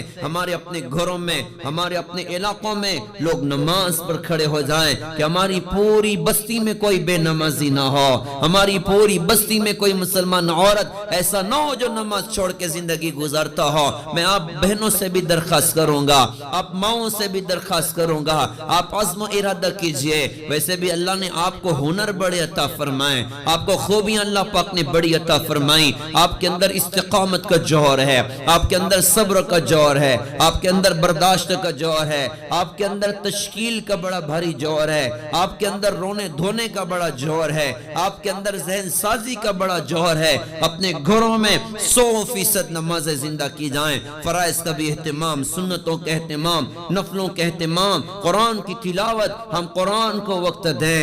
قرآن کیسی عظیم کتاب ہے. حدیث پاک میں آتا ہے القرآن حجت لک و علیک. قرآن حشر کے میدان میں تیرے حق میں گواہی دینے والا یا تیرے خلاف اللہ کی کورٹ میں مقدمہ دائر کرنے والا. جس کی سپورٹ میں قرآن ہوگا وہ پکا جنتی ہے, جس کی مخالفت پر قرآن ہوگا وہ پکا جہنمی ہے. ہم قرآن کو وقت دیں. علامہ اقبال نے کیا خوب کہا تھا, لکھنا نہیں آتا تو میری جان پڑھا کر, ہو جائے گی تیری مشکل آسان پڑھا کر. اور پڑھنے کے لیے تجھ کو اگر کچھ نہ ملے تو چہرے پہ لکھے درد کے عنوان پڑھا کر. لاریب تیری روح کو تسکین ملے گی تو قرب کے لمحات میں قرآن پڑھا کر. آ جائے گا اقبال تجھے جینے کا قرینہ, تو سرور کونین کے فرمان پڑھا کر. ہم قرآن کو وقت دیں. وہ دور کتنا شاندار تھا, خواتین اور مرد اور بچے کیسا قرآن کا ذوق اور شوق ان کے اپنے اندر تھا.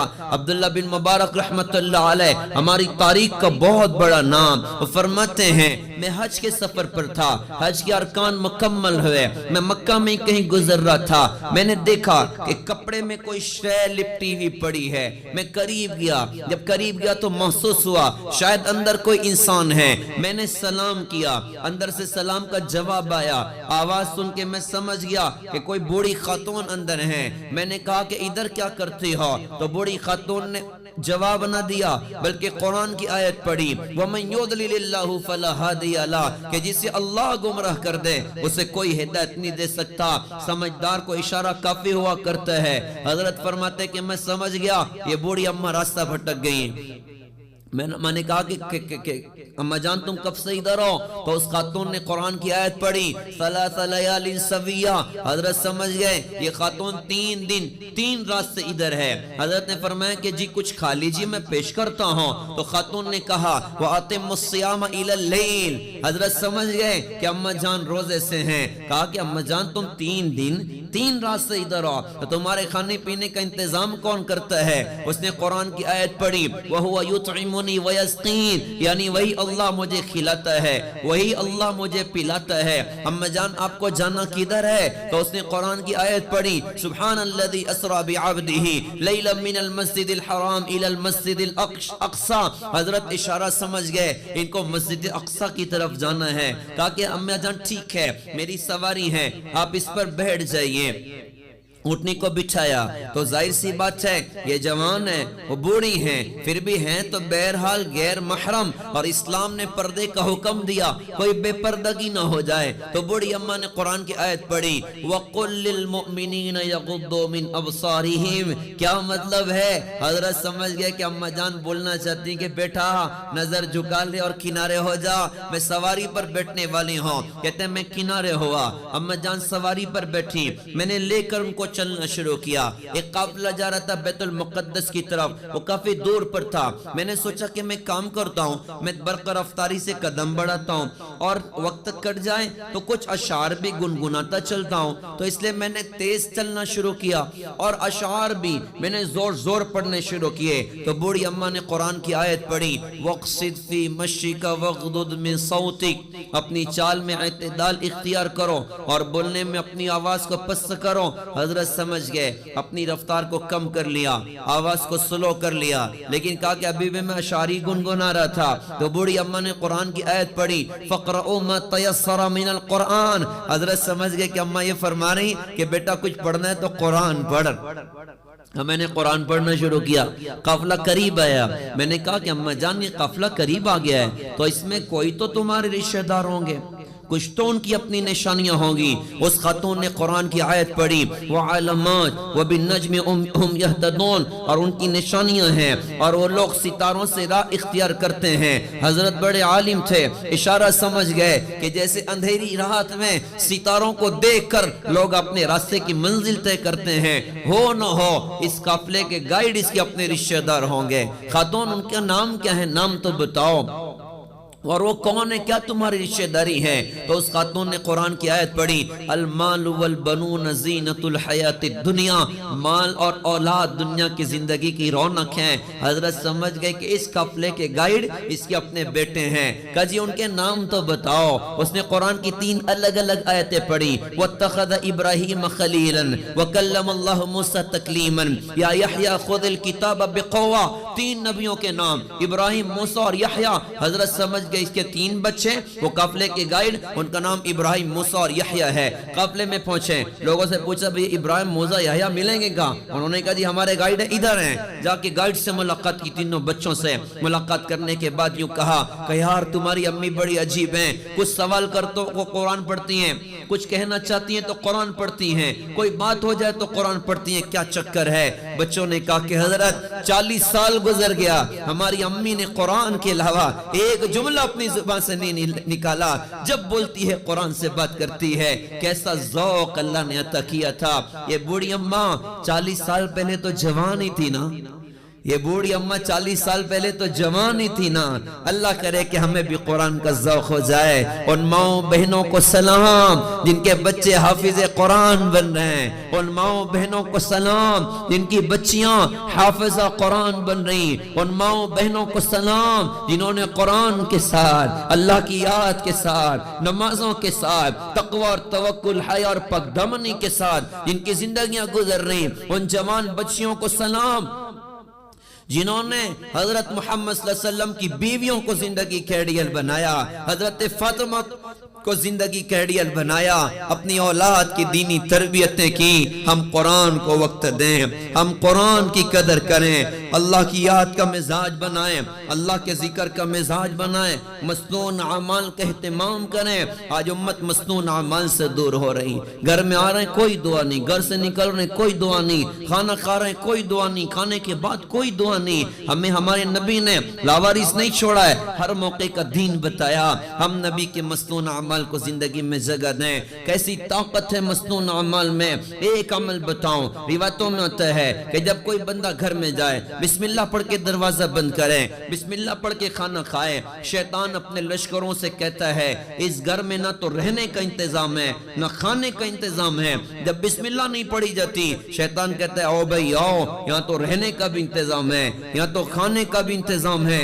شیاطین کا قیام ہمارے اپنے گھروں میں، لوگ کہتے ہیں کسی بابا کو لاؤ، کسی تعویذ لکھنے والے کو لاؤ، کوئی بابا کو بتاؤ جو شیطانوں کو گھر سے باہر نکالیں۔ بابا کی ضرورت نہیں ہے، ہمیں ضرورت ہے کہ نبی کی مسنون اعمال کو اپنے گھروں میں جگہ دیں، اپنی زندگیوں میں جگہ دیں۔ اسی کے ساتھ ساتھ اور کیا ہمیں کرنا، صرف عبادت ہمارے ذمہ نہیں لگائی بلکہ مخلوق کے حقوق بھی ہمارے ذمہ اسلام نے لگائے ہیں۔ ہم مخلوق کا حق ادا کرنے والے بنیں۔ آپ ساس ہیں، آپ بہو کے لیے رحمت بن جائیں، آپ بہو ہیں تو ساس کے لیے رحمت بن جائیں، آپ نند و بھابھی کے لیے رحمت بن جاؤ، بھابھی اور نند کے لیے رحمت بن جاؤ، دیورانی جٹھانی کے لیے، جٹھانی دیورانی کے لیے رحمت بنے، گلے کی ہڈی نہ بنے، آنکھ کا کانٹا نہ بنے۔ اللہ کی رسول نے شروع دن سے اپنی امت کو اخلاق کا درس دیا ہے، محبت کا درس دیا ہے، معاف کرنے کا درس دیا ہے۔ کیسے کیسوں کو اللہ کے رسول نے معاف کیا، کیسے کیسوں کو ہمارے نبی نے درگزر کیا۔ احد کا میدان آپ یاد کریے گا، فتح کے بعد شکست ہونے لگی، آپ دشمنوں کے نرگے میں گر گئے، آپ پر تلواریں چلائی گئیں، آپ پر تیروں کی بوچھار ہو رہی، آپ پر پتھر مارے جا رہے ہیں۔ کچھ صحابہ اللہ کے رسول کی حفاظت کر رہے ہیں۔ ایک صحابی حضرت ابو دجانہ رضی اللہ تعالیٰ عنہ وہ سینہ سامنے کر کے کھڑے ہو گئے، سارے تیر حضرت ابو دجانہ پر لگ رہے ہیں، آپ پر تلوار چلائی جا رہی، مارنے والے کو صحابہ نے پیچھے ڈھکیلا۔ اس موقع پر آپ کے چہرے پر تلوار لگی، خود کی کڑیاں چہرے میں گھسی، خون نکل رہا تھا، اور اسی موقع پر ایک کافر تھا جو نشانہ لگا رہے تیر سے اللہ کے رسول کا. قتادہ بن نعمان رضی اللہ عنہ قریب تھے, انہوں نے محسوس کیا کہ اللہ کے رسول کا نشانہ لگ رہا ہے. وہ دوڑ کے آ کے بیچ میں کھڑے ہو گئے, اس نے تیر چھوڑا, وہ سنسناتا تیر آ کے حضرت قتادہ کی آنکھ میں داخل ہو گیا. وہ روتے ہوئے ہمارے نبی کی طرف پلٹے, ایک آنکھ میں تیر گھسا ہوا, خون نکل رہا ہے, دوسری آنکھ سے آنسو نکل رہے ہیں. آپ نے آنکھ کا تیر کھینچا, پوری آنکھ کیما بن کے باہر لٹک پڑی. آپ نے اس سے فرمایا یہ قتادہ صبر کر لو گے کہ اللہ اس کا انعام تمہیں جنت میں دے گا, یا تمہاری دنیا کی آنکھ تمہیں واپس آئے. آپشن رکھ دیا, یا تو یہ لے لو یا تو یہ لے لو. وہ بڑے ہوشیار تھے, انہوں نے کہا حضرت مجھے دونوں ہی چاہیے, میری آنکھ بھی واپس چاہیے اور جنت میں اس کا انعام بھی چاہیے. آپ نے آنکھ کا کیما لیا اور کٹورے میں رکھ کے اللہ پاک سے دعا کی کہ اللہ قتادہ کی آنکھ تیرے نبی کی حفاظت میں ضائع ہوئی ہے, اللہ میں تجھ سے دعا کرتا ہوں تو اس کی اس آنکھ کو دوسری آنکھ سے زیادہ خوبصورت کر دے. اللہ نے فوراً ٹھیک کر دیا. اس موقع پر ایک کافر تھا, عتبہ ابن ابی وقاص, اس نے ایک پتھر اٹھایا اور نشانہ لگا کر پھینکا اللہ کے رسول کی طرف, جس کو صحابہ روک نہ سکے. وہ سیدھا پتھر آ کر آپ کے مبارک چہرے پر لگا, آپ کا نچلا ہونٹ زخمی ہوا, نچلا روبائی دانت ٹوٹا اور آپ پیچھے جھٹکے سے گھڑے میں گرے اور بے ہوش ہو گئے. کیا عجیب کیفیت ہے, چہرے سے خون نکل رہا ہے, دانت ٹوٹ گئے, خون نکل رہا ہے, بے ہوش ہیں. صحابہ کو لگا کہیں اللہ کے رسول دنیا سے تو نہیں چلے گئے, ان کی چیخیں نکل گئیں. تھوڑی دیر کے بعد اللہ کے رسول کو ہوش آیا. صحابہ نے کہا حضرت اب تو آپ ان دشمنوں کے لیے بد دعا کر دیں. آپ نے دونوں ہاتھ آسمان کی طرف اٹھائے. صحابہ کو لگا شاید بد دعا کرنے جا رہے ہیں, ہم قربان جائیں اپنے نبی کے اخلاق پر. آپ نے بد دعا نہیں فرمائی بلکہ دعا فرمائی ہے, اللہم اغفر لقومی فإنہم لا يعلمون. اللہ تو میری قوم کو معاف کر دے, مجھے نہیں پہچانتے. پتھر مارنے والوں کو دعا دے گئے, گالیاں دینے والوں کو دعا دے گئے, تلوار مارنے والوں کو دعا دے گئے, تیر مارنے والوں کو دعا دے گئے. یہ ہمارے نبی کے اخلاق. اگر اس موقع پر بد دعا کرتے تو حضرت خالد سیف اللہ نہ بنتے, حضرت ابو سفیان رضی اللہ عنہ نہ بنتے, صفوان بن امیہ کو اسلام نہ ملتا, وحشی کو اسلام نہ ملتا, ہندا کو اسلام نہ ملتا. ان سب کا اسلام اور نبی کے اخلاق والی دعا کے پیچھے تھا. اللہ تو انہیں معاف کر دے, مجھے نہیں پہچانتے.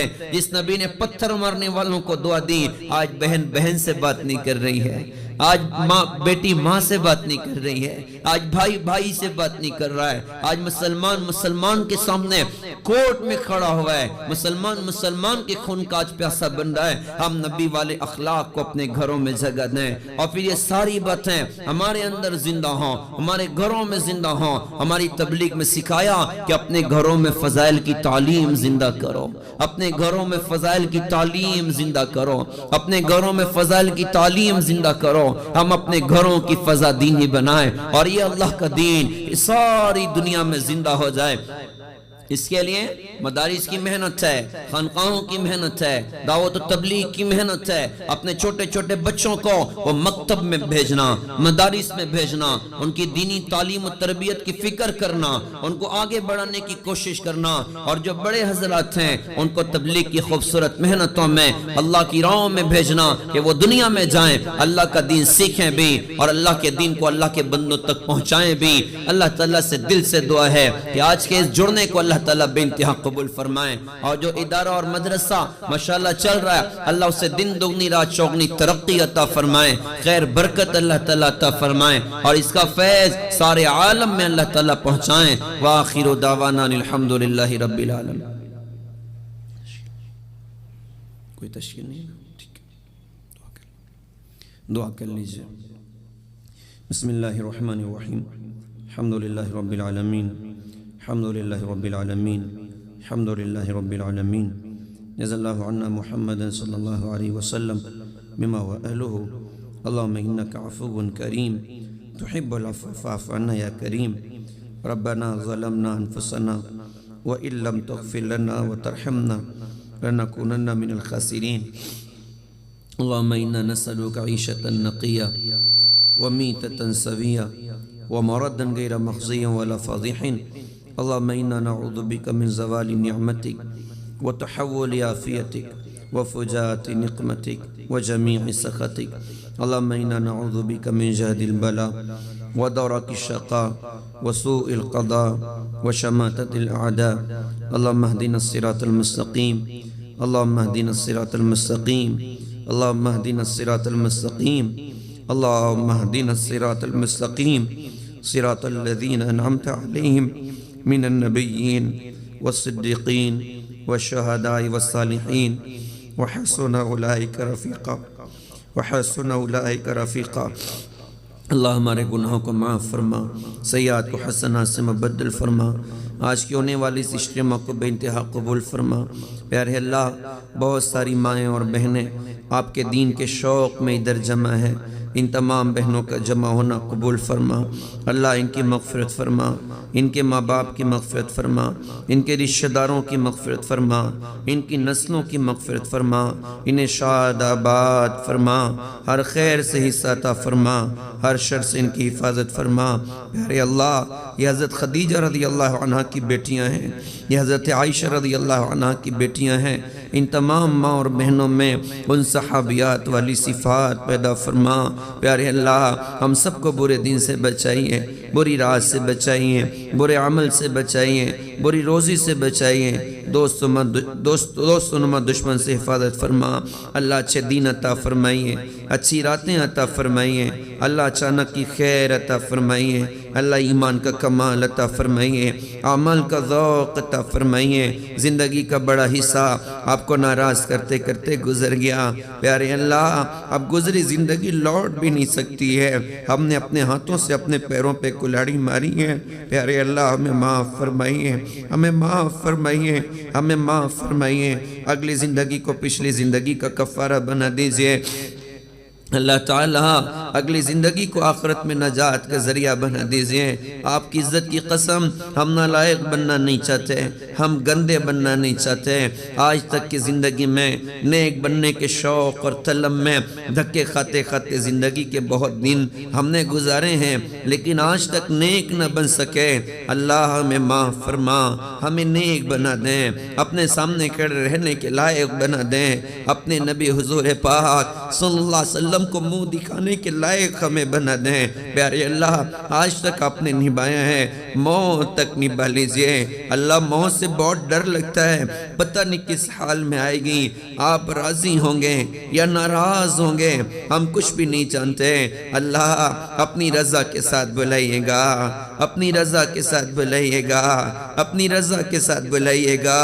اللہ، ایمان کے ساتھ بلائیے گا، اللہ ایمان کے ساتھ بلائیے گا، اللہ ایمان کے ساتھ بلائیے گا۔ اللہ، حسن خاتمہ عطا فرمائیے، حسن خاتمہ عطا فرمائیے، حسن خاتمہ عطا فرمائیے۔ پیارے اللہ، دنیا میں ہم نے دیکھا ہے، بیٹا کوئی آنے والی مشکل کا ٹینشن ہو، اپنے ابا کو کہتا ہے، ابا یہ مشکل کو خوف مجھے سوار، وہ باپ تسلی دیتا ہے، اس کا انتظام کرتا ہے۔ پیارے اللہ، آپ نے ہمیں ماں کی گود سے کلمے کی دولت عطا فرمائی، ہمیں موت کا بڑا فکر لگا ہوا، ہمیں خاتمے کا بڑا فکر لگا ہوا، پتہ نہیں ہمارا کیا بنے گا۔ اے باپ سے زیادہ پیار کرنے والے، اے باپ سے زیادہ شفقت کرنے والے، اے ماؤں سے بڑھ کر پیار کرنے والے، اللہ تعالیٰ ہمیں حسن خاتمہ عطا فرمائیے گا، ہمیں اپنی رضا کے ساتھ بلائیے گا، ہمیں اپنی رضا کے ساتھ بلائیے گا۔ پیارے اللہ، اتنا نازک وقت ہوگا، اس وقت ہاتھ سے کلمہ نکلا تو ہلاکت اور بربادی میں کوئی شک نہیں۔ اللہ، حسن خاتمہ عطا فرمائیے، قبر کے عذاب سے بچائیے، حشر کی رسوائیوں سے بچائیے، اپنے نبی حضور پاک صلی اللہ علیہ وسلم کی شفاعت سے حصہ عطا فرمائیے، ان کے ہاتھوں آب کوثر کی سعادت عطا فرمائیے۔ پیارے اللہ، اپنے نبی حضور پاک صلی اللہ علیہ وسلم کے ساتھ جنت الفردوس کا داخلہ مقدر فرمائیے۔ اپنی گندی زبان سے بڑی چیز کا آپ سے سوال کیا، لیکن اللہ، اس موقع پر آپ بھی یہ کہہ سکتے تھے، ہٹو نالائقوں، تم کہاں سے جنت کا سوال کرنے آ گئے؟ جنت تو میں نے نبیوں کے لیے بنائی، اپنے نیک بندوں کے لیے بنائی، تم کہاں جنت کا سوال کرتے ہو؟ پیارے اللہ، اللہ ہم مانگیں تو کس سے مانگیں، ہم جائیں تو کہاں جائیں، ہم کہیں تو کس سے کہیں۔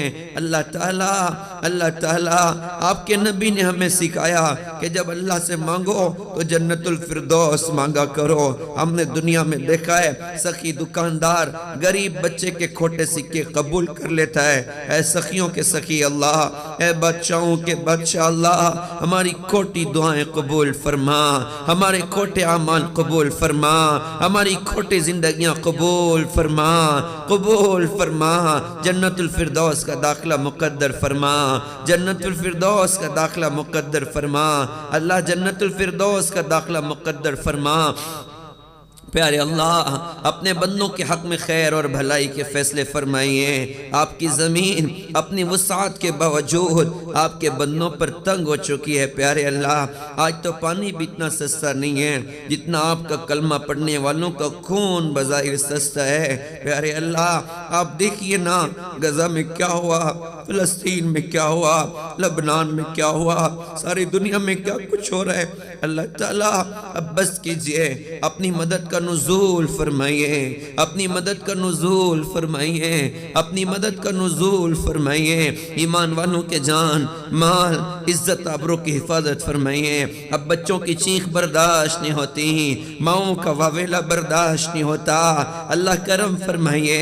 کیسی قیامت صغرا غزہ کے اس علاقے پر مسلط ہے کہ بھوک بہت کھانا نہیں، پیاس بہت پانی نہیں، زخم بہت مرہم نہیں، درد بہت دوائیں نہیں۔ اللہ تعالیٰ ہمارا رونا جھوٹا، ہمارے آنسو جھوٹے۔ آپ کو غزہ کے اس یتیم بچے کا واسطہ دیتے ہیں جس کی امی بھی شہید ہو گئیں، جس کے ابو بھی شہید ہو گئے، بھائی بہن سب شہید ہو گئے۔ وہ چھوٹا سا بچہ اپنے گھر کے ٹوٹے ہوئے ملبے پہ بیٹھ کر اپنی امی کو یاد کر کے روتا ہے، اپنے ابا کو یاد کر کے روتا ہے۔ اللہ کرم فرمائیے، اللہ فضل فرمائیے، اللہ فضل فرمائیے۔ امت کی بیٹیوں پر حیا کی چادر ڈال دیجئے، امت کی بیٹیوں پر حیا کی چادر ڈال دیجئے، امت کے جوانوں کی آنکھوں میں حیا کے سرمے لگا دیجئے۔ پیارے اللہ گھر گھر اپنے دین کو زندہ فرمائیے، ہمارے بچوں کی بہترین تربیت فرمائیے، امت کے بیماروں کو شفا دیجئے، کمزوروں کو قوت دیجئے، پریشان حالوں کی پریشانیوں کو دور فرمائیے، قرض داروں کے قرضوں کو ادا فرمائیے، پوری امت کو حلال پاک پاکیزہ کشادہ فراغت والی روزی نصیب فرمائیے۔ ان اللہ و ملائکتہ یصلون علی النبی یا ایھا الذین آمنوا صلوا علیہ وسلموا تسلیما۔ جزا اللہ عنا محمد صلی اللہ علیہ وسلم بما هو اہلہ۔ آمین آمین آمین برحمتک یا ارحم الراحمین۔